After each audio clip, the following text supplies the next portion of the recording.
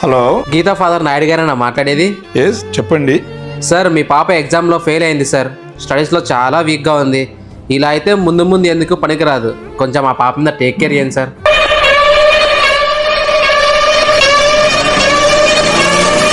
ఏ గీత, గీత,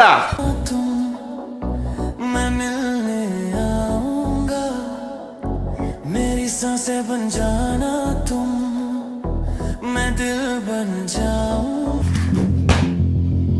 నాన్న ఏమైంది? ఎందుకు అలా చేశారు?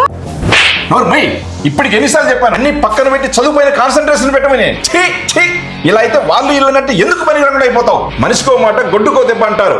ఇప్పటికైనా మారకపోతే నీ కర్మ. ఛీ.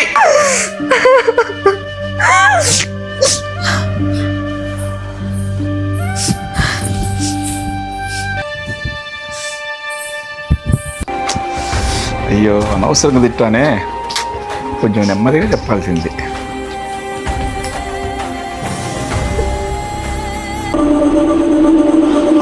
అమ్మా గీత, ఏంటి మా అమ్మ పిచ్చి పనులు?